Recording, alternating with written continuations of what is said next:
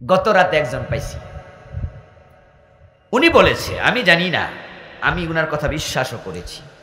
গত রাতে আপনাদের কিশোরগঞ্জ শহরে ছিলাম আমি, রাতে মাহফিল ছিল করিমগঞ্জ।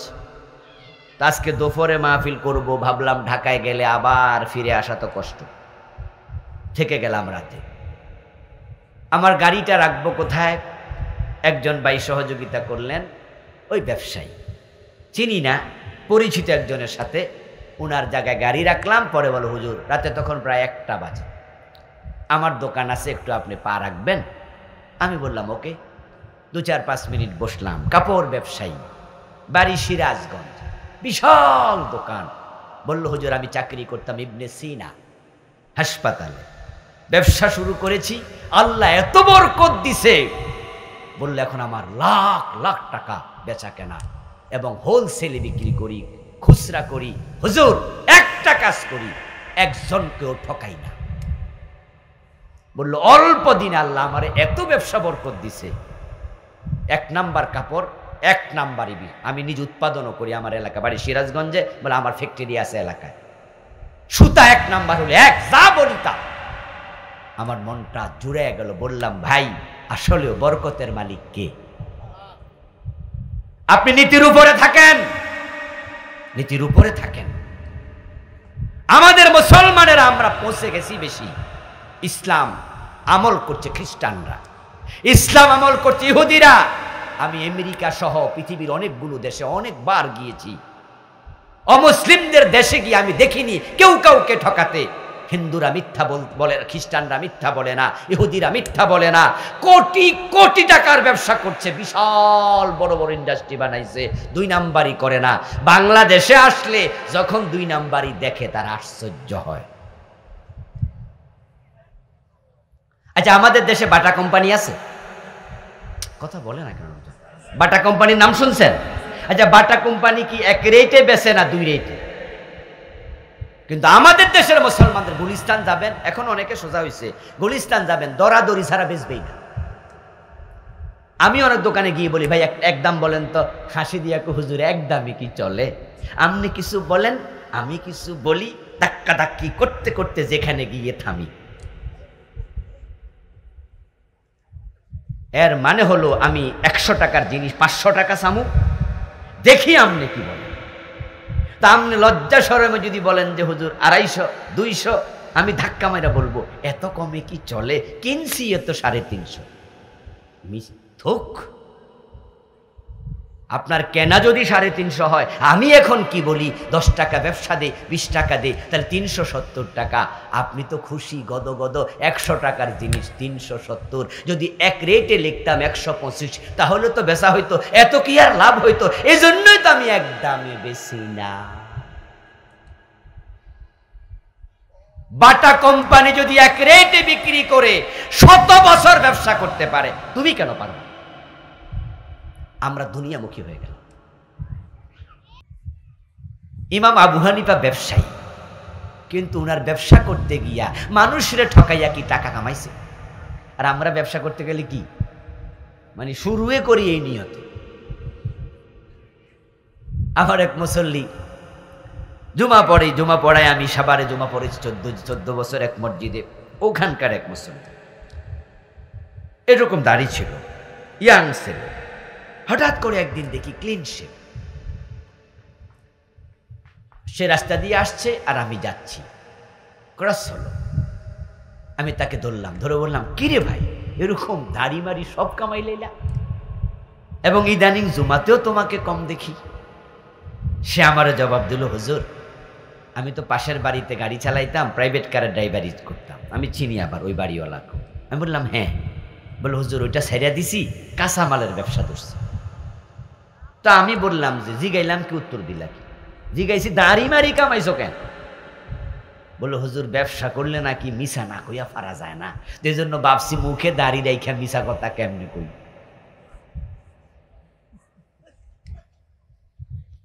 আমি তারে বললাম, এই মিয়া, মিছা কথা কইতে হবে কেন ব্যবসা করলে?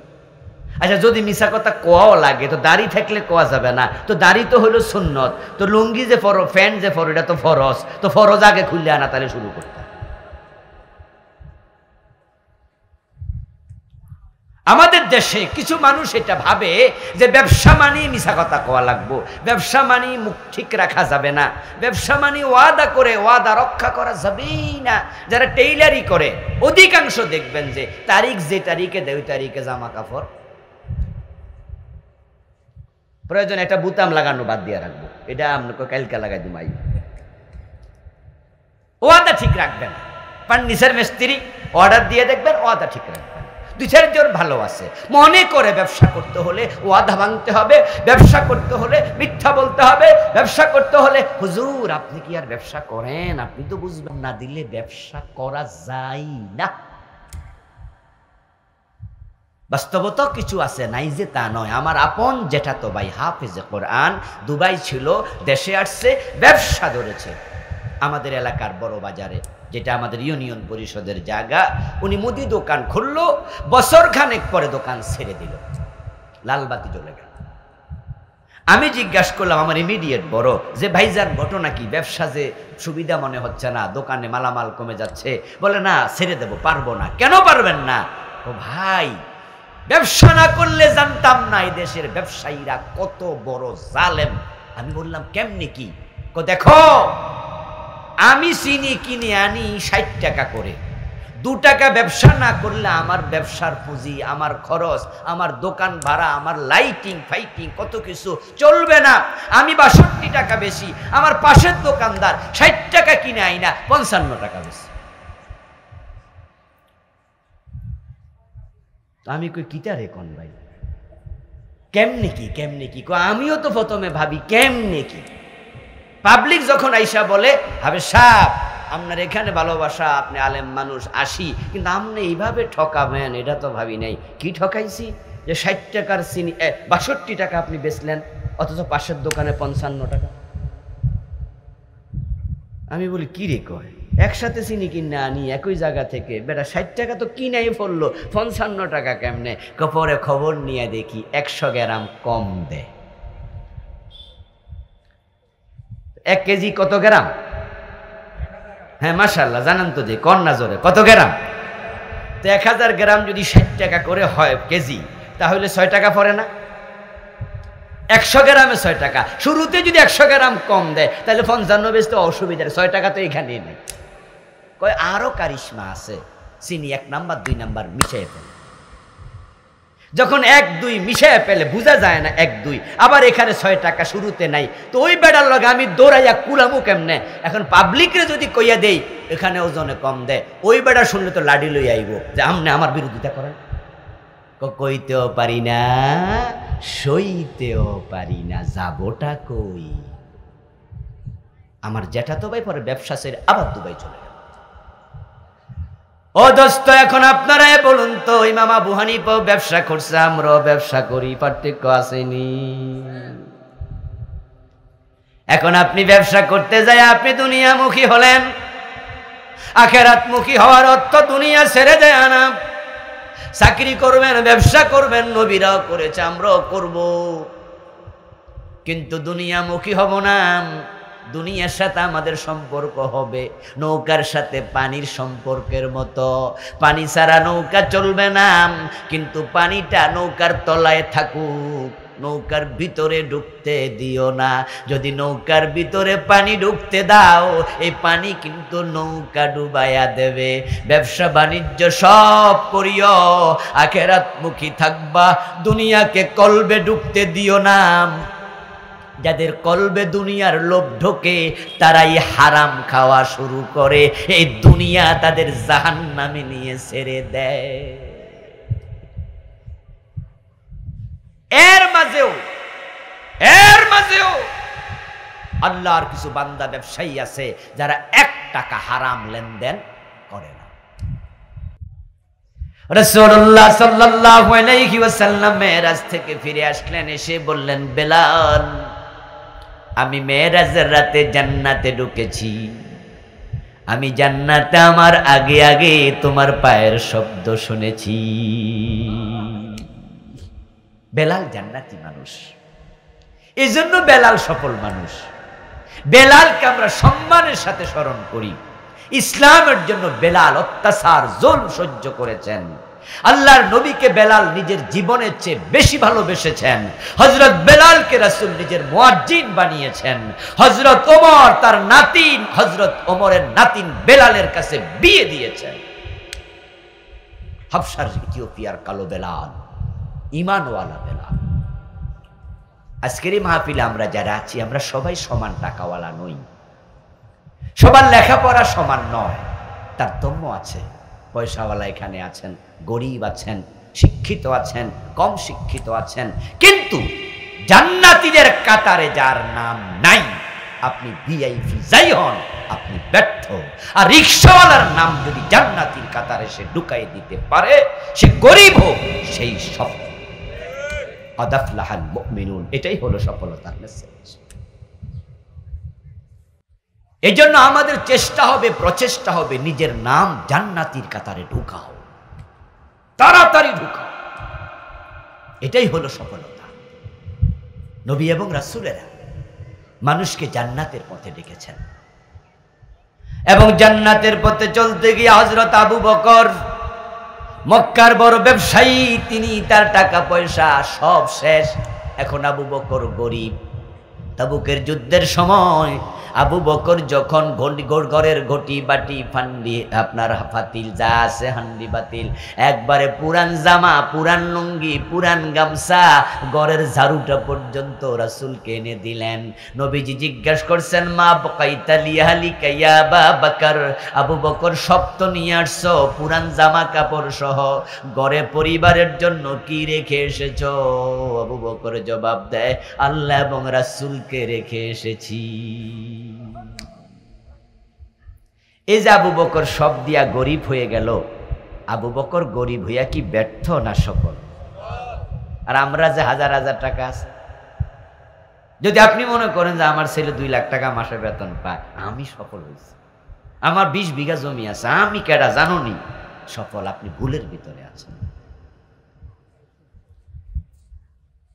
জীর্ণ শীর্ণ সরাইখানা, রাত্রি দিবা দুটি দ্বার, এরই মাঝে দুনিয়াদারি চলছে বড় চমৎকার। রাজার পরে আসছেন রাজা, সজ্জা কত বাদ্য ধুম, তুচ্ছ এসব কয়দিনই বাপ, চোখ বুঝিলে সব নিঝুম। চোখ বন্ধ হলে রিকশাওয়ালা 3 কাফর, এই দেশের 1000 কোটি টাকার মালিক এস আলম গ্রুপ, তাদেরও 3 কাফর। চোখ বুঝিলে সব শেষ। আর চোখ কখন বুঝিবেন এটা কেউ জানে না, আজকেও হতে পারে, আজকেও হতে পারে। আজরাইল আসতে কাউকে সংকেত দিয়ে আসে না। আর আল্লাহ যে এত বড়, আল্লাহ তার নবীদেরকে পর্যন্ত দুনিয়া থেকে আউট করে দিয়েছে, জিগায় নাই যে আপনি যাবেন কিনা। তবে হ্যাঁ, 1-2টি হাদিসে ভিন্নতা পাওয়া যায়, নবীদেরকে ইখতিয়ার দেয়া হতো, এটা আল্লাহর পক্ষ থেকে ইহতেরাম।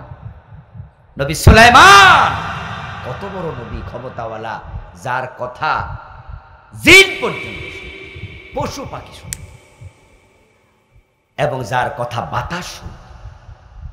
আমরা গাড়িতে চড়ে ঢাকায় যাই, বিমানে চড়ে বিদেশ যাই। নবী সুলাইমান যখন কোথাও যেতেন, তিনি চড়তেন কিসে? বাতাসে। ওয়ালি সুলাইমান আর-রিহ, কোরআনের আয়াত। আল্লাহ বলে, আমি সুলাইমানের জন্য বাতাসকে অনুগত করে দিয়েছি, সে যা বলে বাতাসে তা শোনে। সুবহানাল্লাহ। বাতাস যার কথা শোনে, জিনদেরকে দিয়ে কাজ করাইছে। কিন্তু সেই সুলাইমান নবী মারা গেছে শোয়া অবস্থায়, না বসা অবস্থায়, না দাঁড়ানো অবস্থায়? জানেন তো? জানেন তো কি অবস্থায় মারা গেছে? মানে আল্লাহ তাআলা বসতে সুযোগ দেন নাই। সুলাইমান চলে আসো। পরবর্তীতে তিনি তার হাতের লাঠির উপর ভর দিয়েছিলেন দীর্ঘক্ষণ, দীর্ঘদিন। ওই ফোকা লাঠি খেয়েছে, কাত হয়ে পড়েছেন। তখন লোকজন বুঝেছে সুলাইমান নবী মৃত্যুবরণ করেছে। এর আগে লোকেরাও বোঝেনি। আমার বন্ধু, চলে যেতে হবে যে কোনো সময়, 1 সেকেন্ডের নেই ভরসা, মরণ ঘাড়ের পরে। বিপুল সম্পদ করছ জড় বুক বিলাসের তরে, বুলবুল পাখির নে এসেছে নুহেতা বেঁধেছে নু বাসা বড়ই মমতায়, সময় হলে শেষ সেরে পরিবেশ, যেতে হবে সেথায় নিয়তি যেথায়, হয়তো গাছতলায় না হয় বাসতলায়, তোমার এসি করা রুম টাইলস করা বিছানা সুন্দর খাট বক্স খাট, তোমার মার্বেল করা বাড়ি সব থেকে যাবে, এমন জায়গায় শুইবা যেখানে বিছনা চাদর দেওয়ার সিস্টেম নেই। যদি তুমি তোমার নামটা জান্নাতীদের ভিতরে ঢুকাতে না পারো, মনে রাখবেন মরার পরে কোনো নতুন তালিকা হয় না, কে জান্নাতে যাবে কে জাহান্নামে যাবে তালিকা কিন্তু মরার আগে ফাইনাল, ওখানে শুধু রেজাল্ট ঘোষণা হবে। এই জন্য নাম এখানে ঢুকান জান্নাতীদের কাতারে। এখন কিভাবে জান্নাতীদের কাতারে ঢুকবেন? আল্লাহ তাআলা এবার বলছে কাদ আফলাহাল মুমিনুন, মুমিনরা সফল। এই কথা বলার পরে বলছে আল্লাযীনা হুম ফি সালাতিহিম খাশিউন, ওই মুমিন সফল যেই মুমিন নামাজের ব্যাপারে খুশু খুদু, নামাজের ব্যাপারে বড় মুহাফিজ, নামাজের ব্যাপারে বড় যত্নবান। যার নামাজের ব্যাপারে যত্ন নাই ওটার নাম সফল মুমিন না। আলহামদুলিল্লাহ, এমন কিছু মুমিন আছে কৃষি কাজ করে, তাও নিজের ক্ষেত না, মানুষের ক্ষেতে। মানুষের ক্ষেতে কাজ করলে এলাকায় কি বলে? বদলা, মনি, চাকর, কোনটা বলে? কামলা। কামলা কামলার কাজ করে, উত্তরবঙ্গে থাকে, ওখান থেকে আসছে, কিন্তু নামাজের টাইম হলে গামছা বিছাইয়া ক্ষেতের আইলে নামাজ পড়ে। এমন 2-4 জন আসেনি? আরেকজন এসি রুমে থাকে, এই নামাজ পড়ে। এসি অফিস, জোহরের নামাজ শেষ, ভাত খাইছে, পরে বিড়ি টানতে টানতে টাইম শেষ। আর রিক্সাওয়ালা, আমি এমন রিক্সাওয়ালা দেখেছি রিক্সা রেখে যদি মসজিদে যায় রিক্সা চুরি হয়ে যেতে পারে, ঢাকায় দেখেছি।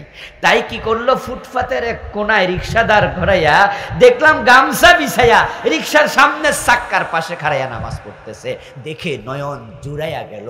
এগুলাই তো সফল মুমিন।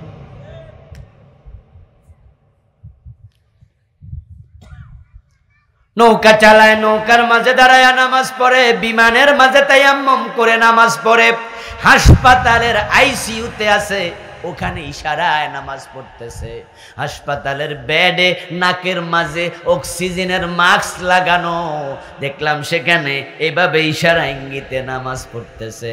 আপনি দারুণ সুস্থ সবল, ফজরের টাইমে ঘুমায়া আছে, নামাজের খবর নাই, আরো বেটা হাসপাতালে মাস্ক নাকে নিয়া নামাজ পড়ে।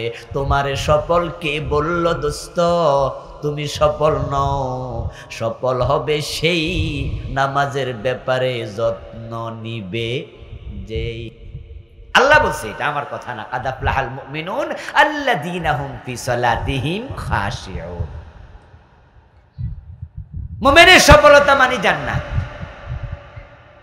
ও শুনে আবার এটা ভাববেন না তাহলে ঠিক আছে চাকরি বাকরি ছাইড়া দিয়া জঙ্গলে চলে যাই, যে দুনিয়ামুখী হইলেই তো সমস্যা না। ইসলামে বৈরাগ্যবাদ নাই। আপনি চাকরি করবেন, আপনি ব্যবসা করবেন, রাসূলুল্লাহ নিজে ব্যবসা করেন নাই? কথা বলেন না। আবু বকর সিদ্দিক রাদিয়াল্লাহু তাআলা ব্যবসা করেন নাই? ইমাম আবু হানিফা ব্যবসা করে নাই? ইমাম ইউসুফ কি আপনার প্রধান বিচারপতি হন নাই? তিনি চাকরি করেছেন, প্রধান বিচারপতি, যেমন আমাদের বিচারকরা চাকরি করে। ইমাম ইউসুফ চাকরি করেছে। আপনিও চাকরি করবেন, আমিও করব, ব্যবসা বাণিজ্য করব, কিন্তু দুনিয়ামুখী হব না। পার্থক্যটা অন্য জায়গায়। ও দোস্ত আমার, ওই দুনিয়ামুখী হতে যাইয়া ব্যবসা করতে করতে নামাজের সময় পায় না। ইভেন সবে কদরের রাতেও এশারের নামাজটা পড়ে না, কারণ ঈদ সামনে, বেচা কেনা রমরমা। তাই পাবলিক এতেকাফে গেছে, পাবলিক মক্কায় উমরা করতে চলে গেছে, পাবলিক নামাজ পড়ার জন্য সবে কদর তালাশের জন্য মসজিদে ঢুকে গেছে। আর দোকানদার সারা রাত দোকানদারি করে, নফল নামাজ দূরের কথা, আপনার রমজানের কি নামাজ, তারাবির নামাজ দূরের কথায়, বেটা এশারের ফরজটাও করে নাই। এই হলো ব্যবসায়ী। এজন্য হাসরের দিন আল্লাহ তাআলা ফেরেশতাদেরকে বলবেন, সব ব্যবসায়ীরা আগে জালেমের কাতারে দাঁড় করাও। আত-তুজ্জার ইউহশারুনা ইয়াওমাল কিয়ামাতি ফুজ্জারা, হাদিস। সব তুজ্জার, তাজেরের বহু বচন তুজ্জার, ব্যবসায়ীদেরকে সবগুলোর পাপিষ্টের কাতারে দাঁড় করা। ইল্লা মান ইত্তাকা ওয়া সাদাকা ওয়া বাররা। তারপরে এবার ফেরেশতাদেরকে আল্লাহ বলবেন, ব্যবসায়ীগুলাকে ফাজের তুজ্জারের পাপিষ্টের কাতারে দাঁড় করাইয়া চারপাশে তোরা গোল হয়ে খাড়া। এরপরে এবার এই ব্যবসায়ীদের মাঝে ভালো মানুষও আছে, খারাপও আছে। এবার আল্লাহ বলবে, যারা মুত্তাকি, যারা সত্যবাদী, যারা আল্লাহকে ভয় করে ব্যবসা করছে, ওদেরকে বের করে করে নবী, সাহাবী, সিদ্দিক ওদের কাতারে দাঁড় করা। সুবহানাল্লাহ। আত-তাজিরু সাদুকুল আমিন মান নাবিয়্যিন ওয়াস সিদ্দিকিন ওয়াস শুহাদা ওয়াস সালিহিন। যারা ভালো মানুষ, ভালো ব্যবসায়ী মানুষ, ঠকায় নাই, নামাজ পড়তে যাইয়া, আপনার দোকানদারি করতে যাইয়া নামাজ কাজা করে নাই। আলহামদুলিল্লাহ, দোকানের মাঝে নামাজে খাড়াই গেছে। ওই জন্য দেখলাম এক ব্যবসায়ী, জোহরের আজান হলো, আমিও মসজিদে যাব, উনি দেখি যে যেহেতু দোকানে কেউ নাই, উনি আল্লাহু আকবার, দোকানের জায়গা দোকান, নামাজ পড়ে ফেলতেছে। আর সৌদি আরবে গেলে দেখবেন যে আজানের সাথে সাথে দোকান। এবং দুনিয়ার যত পয়সাওয়ালা মানুষ আছে, চাকরিওয়ালারা পয়সা বেশি না ব্যবসায়ীদের পয়সা বেশি? বাংলাদেশে যদি 100 জন বড় বড় পয়সাওয়ালা তালিকা করে, চাকরিওয়ালা কয়জন হইব? 100 জনের মাঝে নট এ সিঙ্গেল পার্সন। 100 জনই ব্যবসায়ী। আরে 100 না, 1000 জন তালিকা করবেন বড় বড় ব্যবসায়ী, নাম্বার 1 2 3 4 1000 পর্যন্ত করেন, চাকরিওয়ালা একটাও ঢুকবে না। কারণ ব্যবসার মাঝে এত বরকত, চাকরির মাঝে এত বরকত নাই। আর কোথা থেকে আসবে? বাংলাদেশের সবচেয়ে বড় চাকরিজীবী, এটার নাম হলো সচিব। সচিবের বেতন হলো 1 লাখ, সব মিলে সর্বসা করলে 1.25 লাখ। তো 1.25 লাখ টাকা যদি হয়, বছরে কয় লাখ হইল? 1.5 লাখ করে হইলেও তো 18 লাখ। আর এমন ব্যবসায়ী বাংলাদেশে আছে একদিনেই 50 লাখ টাকা। এখন ব্যবসায়ীরা সবচেয়ে ধনী। এবার বলুন তো, ধনীরা কি হিসাব করে করে যথাযথভাবে যাকাত দেয় নাকি? এজন্য ব্যবসায়ীরা পাপিষ্টের কাতারে থাকবে বেশি। পয়সা যখন বেশি হয়, মানুষ তখন কৃপণ হয়। এখন যাকাত যারা দেয় না, নামাজ যারা যত্ন নেয় না, তারা সফল না। আজকের মাহফিলে যারা আছেন, আজ থেকে আর নামাজের ব্যাপারে গাফলতি করবেন না, এই সিদ্ধান্ত নেওয়া দরকার আছে না নাই? নামাজ তোমাকে তোমার রবের কাছে নিয়ে যাবে। বিশেষ করে মানুষ যখন সিজদায় যায়, সে আল্লাহর খুব কাছে চলে যায়। قال النبي صلى الله عليه وسلم أقرب ما يكون العبد من ربه وهو ساجد। সহিহ মুসলিমের রওয়ায়াত, প্রিয় নবীজি বলেন, বান্দা যখন সিজদায় পড়ে, সে যায় নিচের দিকে, আল্লাহ থাকে আরশে আজিমের উপরে। কিন্তু নামাজ এমন এক যোগসূত্র স্থাপন করে, বান্দা নিচে যায়। এই নিচে যাওয়ার মানে হলো আল্লাহর কাছে চলে যায়।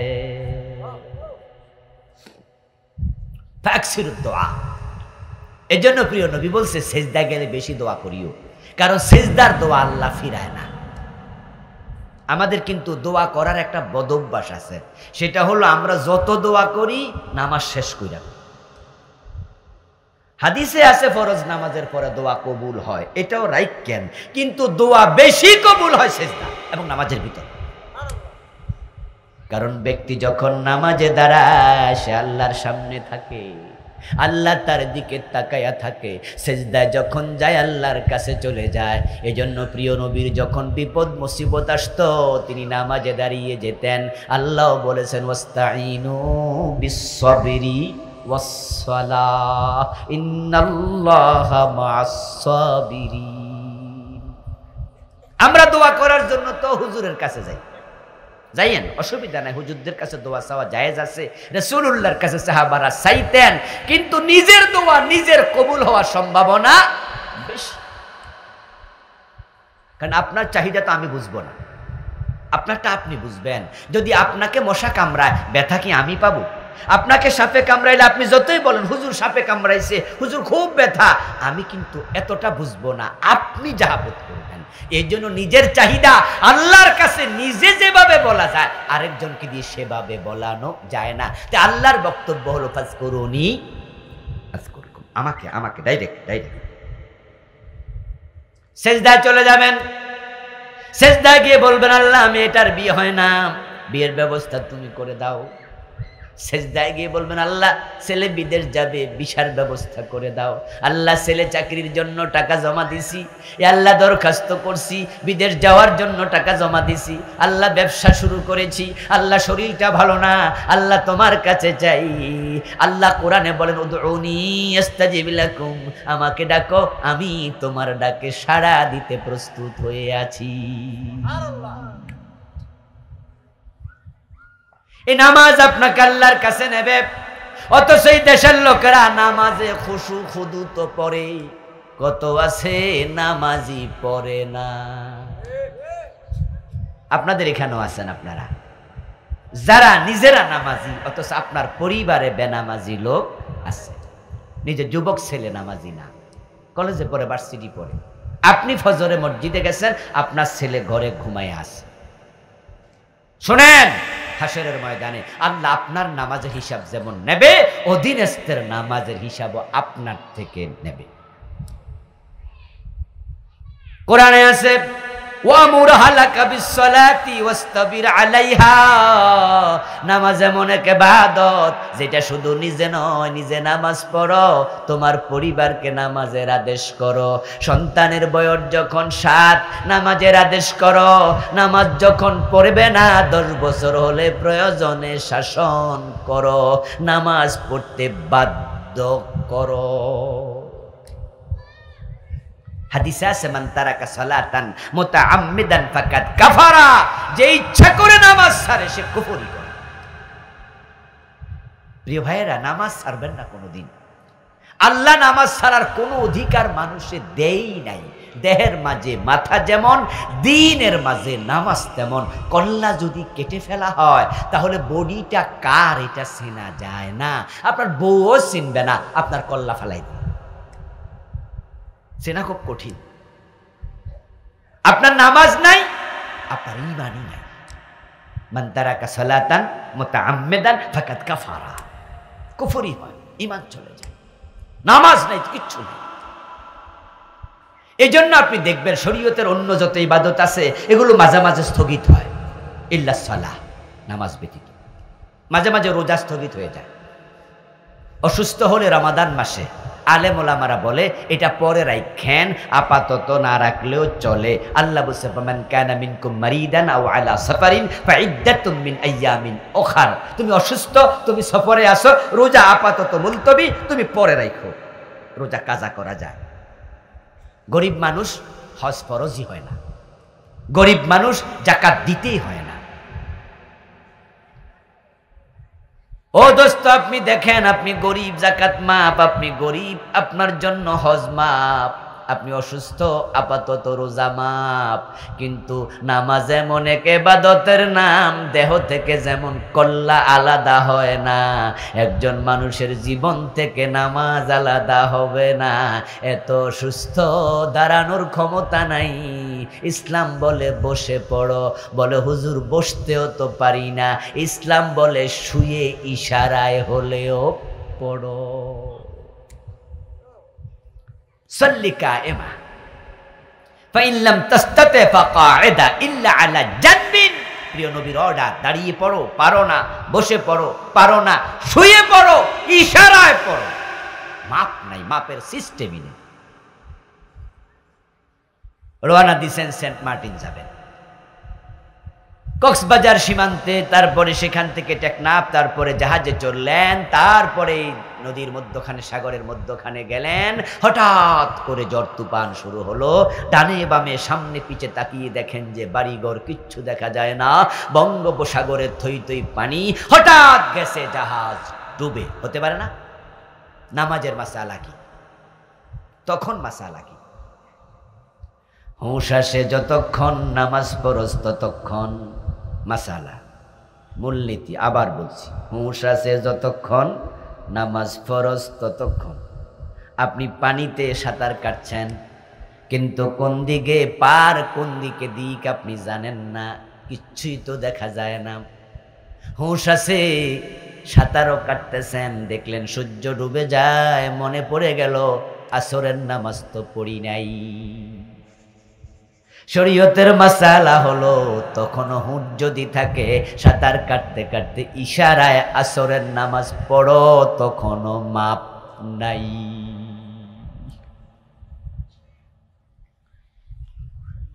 এমন অসুস্থ, আপনার পুরা বডি ব্যান্ডেজ করে দিছে, আগুন লাগছে ঘরে, পুড়ে গেছেন, বডি শেষ। ডাক্তার প্যাকেট বানায়া ফেলছে সাদা ব্যান্ডেজ দিয়া, বলে দিছে 2 মাস পানি টাচ করা যাবে না। শরীয়তের মাসালা হলো, তখনও নামাজ মাপ নাই, ওযু করতে পারো না, তায়াম্মুম করে হলেও পড়ো। মায়েদের প্রসব বেদনা শুরু হয়, বাচ্চা প্রসব করবে, শরীয়তের মাসালা হলো, যদি তার ব্লিডিং শুরু হয়, তার নেপাসের পানি ভাঙ্গে, তাহলে নামাজ মাফ। কিন্তু নেপাসের পানি এবং রক্ত যদি না ভাঙ্গে, ব্যথা যতই হোক, ব্যথার তীব্রতা যতই বাড়ুক, যদি দাঁড়াইতে না পারে বসে, বসে না পারলে শুয়ে, ওই অবস্থায়ও নামাজ পড়তে হবে, তখনও নামাজ মাফ নাই। আমি জানি না এর চেয়ে আর শক্ত করে গুরুত্ব কেমনে বুঝাবো। এই জন্য আপনি মরুভূমিতে থাকেন, আপনি আকাশে থাকেন, জঙ্গলে থাকেন, নদীতে থাকেন, আপনি হাসপাতালের আইসিইউতে থাকেন, নামাজ মাপের নিয়ম এটা লাগবেই, এটা লাগবে। এটাকে জান্নাতের চাবি বানানো হয়েছে। পরিবার পরিজন সবাইকে বলুন নামাজ পড়ো, পড়ো এখন। এই নামাজটা খুশু খুদু এমন নামাজ হবে, যেই নামাজ আল্লাহর সাথে আপনার সংযোগ স্থাপন করে দেবে। বান্দা যখন নামাজে দাঁড়ায়, প্রিয় নবী বলছেন, সে আল্লাহর সাথে কথা বলতে শুরু করে। ইযা কামা আহাদুকুম ফি সালাতিহি ফাইন্নাহু ইউনাজি রাব্বাহু, সে যেন আল্লাহর সাথে মুনাজাত করে, কথা বলে। ঠিকই, বান্দা একটা বলে, আল্লাহ জবাব দিয়ে আরেকটা বলে। সহিহ মুসলিমের হাদিস, ইযা ক্বালাল আবদু আলহামদুলিল্লাহি রাব্বিল আলামিন ক্বালা তাআলা হামাদানি আবদি, ইযা ক্বালার রহমানির রহিম ক্বালা তাআলা আসনা আলাইয়া আবদি, ইযা ক্বালা মালিক ইয়াউমিদ্দিন ক্বালা তাআলা মাজ্জাদানি আবদি। বান্দা বলে আর এক আয়াত, আলহামদুলিল্লাহি রাব্বিল আলামিন, আল্লাহ আরশ থেকে জবাব দিয়ে বলো, ফেরেশতারা সাক্ষী থাকো, হামাদানি আবদি, আমার বান্দা আমার প্রশংসা শুরু করেছে। নামাজ হচ্ছে আল্লাহর সাথে সংযোগ, কথা বলা, আল্লাহর সাথে ভাব বিনিময় করা। আর আমাদের নামাজ, আল্লাহ কথা কইব, চান্স তো দেই না, এক টানে 7 আয়াত শেষ। তাড়াহুড়া কাকে বলে? আস্তাগফিরুল্লাহ। এমন নামাজি দেখি বিচলিত হই, বিস্মিত হই, যে বেড়া দেখি রুকু দিয়া সোজা হয়ে দাঁড়ায় না, 2 সেজদার মাঝখানে বসার টাইমে নাই, টুক করে একটা আরেক, মুরগির আদার খাওয়ার মতো। আমি আলহামদুলিল্লাহি রাব্বিল আলামিন আর রহমানির রহিম মালিক ইয়াউমিদ্দিন যাওয়ার আগে দেখি বেড়ার 1 রাকাতের রুকু সেজদা শেষ, আর 1 রাকাত শুরু হয়ে গেছে। নামাজের গতি কনকট বিমানের চেয়েও বেশি। সব তাড়াহুড়া নিয়ে মসজিদে যায়। এ বদভ্যাস আছে এমন 2-1 জন আজকের মাহফিলও। আপনি কি ভাবেন, কি বোঝেন, কি আপনি কার সামনে খাড়াইছেন? আমাদের জীবনে প্রতিদিন 24 ঘন্টা সময় যায়, আমার যেটা বিবেক বোধ, আমার যেটা বুঝ, সেটা হচ্ছে 24 ঘন্টার মাঝে সেরা সময়টা হলো যেটা আমি নামাজে আল্লাহর সামনে দাঁড়িয়ে ব্যয় করেছি। এর শ্রেষ্ঠ সময় আর সাদকানের সময় যায়, বউ বাচ্চার সাথে গল্পের সময় যায়, খাইতে সময় যায়, টয়লেটে সময় যায়, ঘুমাতে সময় যায়, চাকরিতে সময় যায়। এই সময়গুলোর গুরুত্ব যদি বিবেচনা করি, আল্লাহর সামনে যেটা দিছি এটা কি সর্বশ্রেষ্ঠ সময় নয়? অথচ যত তাড়াহুড়া সব। কত লোকের নামাজ আল্লাহ চেহারার মাঝে ফিকে মেরে দেয়। তোর নামাজ তুই নে বেটা, কিসের নামাজ? এই জন্য আজ থেকে তাড়াহুড়া করবেন না। প্রিয় নবীজি নামাজে দাঁড়িয়ে ইজা কাল আলহামদুলিল্লাহি রাব্বিল আলামিন ওয়াকাফা, আর রহমানির রহিম সুম্মা ওয়াকাফা, মালিক ইয়াউমিদ্দিন সুম্মা ওয়াকাফা। প্রিয় নবী এক আয়াত পড়তেন, ওয়াকফ করতেন, এক আয়াত পড়তেন, ওয়াকফ করতেন, দৃঢ়স্থির ভাবে পড়তেন। রাসূলুল্লাহর এমন নামাজ ছিল 2 ফা মোটা হয়ে যেত, পানি এসে ফুলে যেত।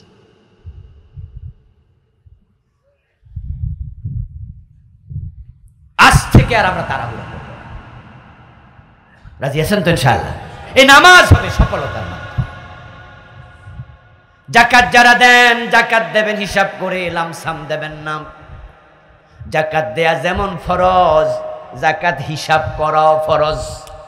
যাকাতের 2টি ফরজ, একটা হলো দেয়া ফরজ, আর একটা হলো হিসাব করা ফরজ। মাগরিবের নামাজ ফরজ, মাগরিবের 3 রাকাত ফরজ। কেউ 4 রাকাত পড়লেও হবে না, 2 রাকাত পড়লেও হবে না।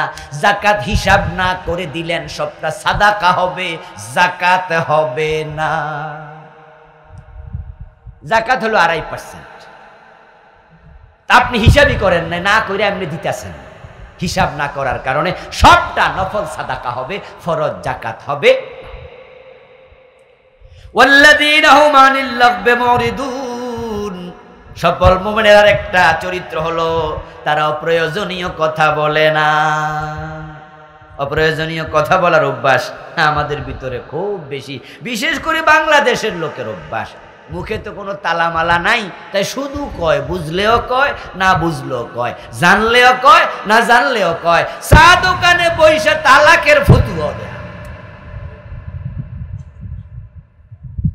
অথচ মানুষকে জাহান্নামে নেবে 2টি জায়গা।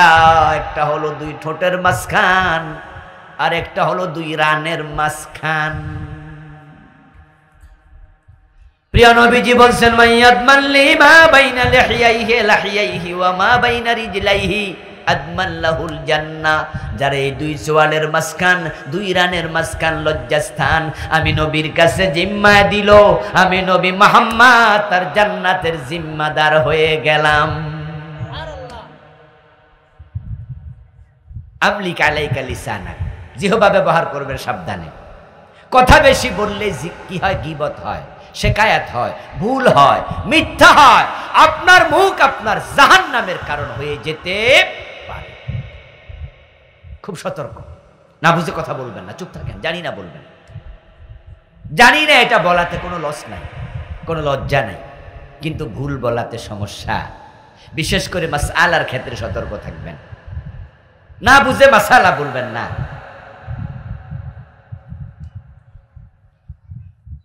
আপনার সর্দি হোক, চা দোকানে 2টা কাজ দেন বসে, দেখবেন যে আপনার ডাক্তারের অভাব নেই, পুরা দোকানে ডাক্তারে ভরা।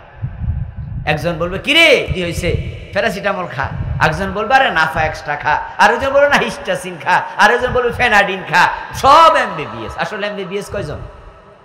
কিন্তু কথা বলার লোকের অভাব নাই। প্রিয় নবীজির কাছে একজন সাহাবী গেলেন, গিয়ে বলেন, ইয়া রাসূলুল্লাহি ওয়া মান নাজাত, ও নবী নাজাত কিসে মিলবে? রাসূলুল্লাহ বললেন, তাই নাকি? জিহ্বার মালিক হও।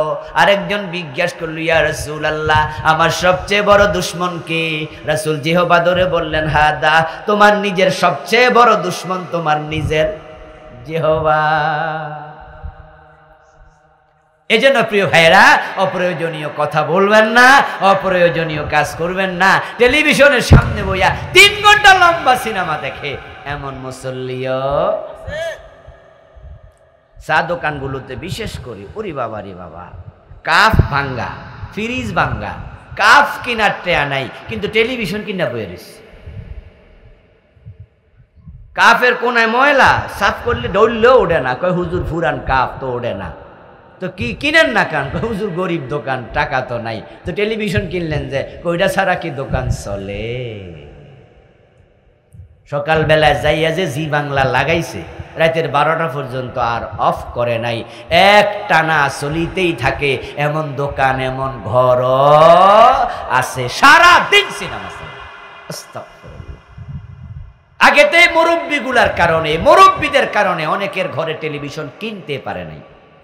মুরব্বীরা লাডি লয়ে খারে থাকে, ধমকাইতে, এই আমার ঘরে কোনো টেলিভিশন চলবে না। আর এখন কি দেখি, আস্তাগফিরুল্লাহ, এখন দেখি আসরের নামাজ পড়া মুরব্বীরাও টেলিভিশন চাইতে চলে যেত। এটা ভালো লক্ষণ নয়, এটা ভালো নয়। চোখের হেফাজত করেন, লিফুরুজিহিম হাফিজুন, পর্দা করেন। আল্লাহ চোখের মাঝে সীসা গলাই দেবে উল্টা পাল্টা তাকাইলে চাইলে। নাউযুবিল্লাহি মিন যালিক। খুব সতর্ক। এমন যুবক আছে আমি দেখি, ওরা কয় 6 ঘন্টা নাকি টানা ক্রিকেট খেলা দেখে। কোন ক্রিকেট ম্যাচ নাকি 3 দিনও আছে। ওই যে আরো 2 দিন বাড়াইছে একজন, কয় 5 দিন। আচ্ছা, এই 5 দিন যে আপনি শুধু খেললেন, আল্লাহ কি আপনার খেলার লাগে বানাইছে? আল্লাহ আপনারে বানানোর পিছনে আল্লাহর কোন উদ্দেশ্য ছিল না। তো খেলাকে জীবনে লক্ষ্য বানালেন কিভাবে? খেলা চাওয়াকে জীবনে লক্ষ্য বানালেন কিভাবে? সময় কি নিয়ামত না? আল্লাহ কি সময়ের ব্যাপারে প্রশ্ন করবে না? এগুলো বুঝার জন্য, জানার জন্য কোরআন পড়বেন। সময় কাটবে কোরআনের সাথে। সন্তানকে কোরআন পড়াবেন, স্ত্রীকে কোরআন পড়তে বলবেন, নিজে কোরআন পড়বেন। এখন মোবাইলের ভিতরে কোরআন শরীফের অ্যাপ আছে, তাফসীরের অ্যাপ আছে, বই আছে ডজন ডজন।